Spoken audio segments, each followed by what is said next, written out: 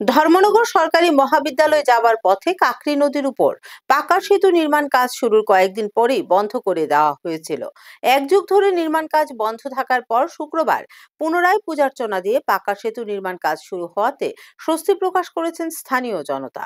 ধর্মনগর মহকুমার কলেজ রোডে সরকারি মহাবিদ্যালয়ে যাবার রাস্তায় কাকরি নদীর উপর একটি কাঠের পুল ছিল। সেটি প্রায় 14 বছর পূর্বে ভেঙে গিয়েছিল এবং সেই অনুযায়ী নতুন সেতু নির্মাণ কাজ শুরু করেছিল পূর্ত দপ্তর। বিগত সরকারের আমলে সেই সেতু নির্মাণের কাজ শুরু হলেও দীর্ঘ বছর নির্মাণ কাজ বন্ধ করে রাখা হয়েছিল। বর্তমান সরকার আসার পর বাগবাসা বিধানসভা কেন্দ্রের বিধায়ক যাদবলাল দেবনাথের ঐকান্তিক প্রচেষ্টায় সেই সেতুর কাজ পুনরায় শুরু করা হয়। আজ পূজা অর্চনার মধ্য দিয়ে সেই সেতু ঢালাইয়ের কাজ শুরু করে দপ্তর।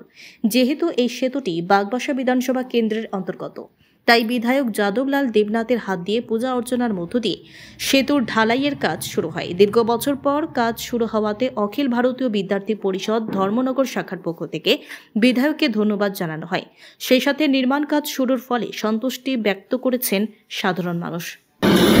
নমস্কার, যারা আপনাদের চ্যানেলের মাধ্যমে আমাদের এই কথাবার্তাগুলো শুনছেন, আমি তাদেরকে শ্রদ্ধা অভিনন্দন জানাচ্ছি। এই ব্রিজটি দীর্ঘ প্রায় 14 বছর যাবৎ অর্ধনির্মিত অবস্থায় ছিল। আমি 2023-এ যখন এই বিধানসভা কেন্দ্রের প্রার্থী হই, আমার কমিটমেন্ট ছিল যে 25 মাসের মধ্যে এই ব্রিজের নির্মাণ কাজ আমি সম্পন্ন করব। গর্বের সঙ্গে বলতে হয়, আমি এই কলেজের ছাত্র।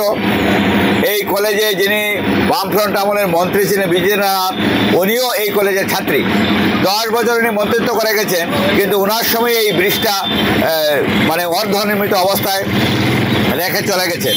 তো আমার কমিটমেন্ট ছিল যে 25 মাসের মধ্যে এটা করব। এই আমার 25 মাস চলছে। এরই মধ্যে এই ব্রিজটা নিয়ে অনেকবার আমাদের মাননীয় মুখ্যমন্ত্রী, চিফ ইঞ্জিনিয়ার, এক্সিকিউটিভ ইঞ্জিনিয়ার, সবাই দপ্তরের সমস্ত কর্মকর্তাদের নিয়ে আমি লড়াই করেছি, লেখালেখি করেছি। তো যথারীতি এই ব্রিজটা পুনরায় স্যাংশন হয়েছে।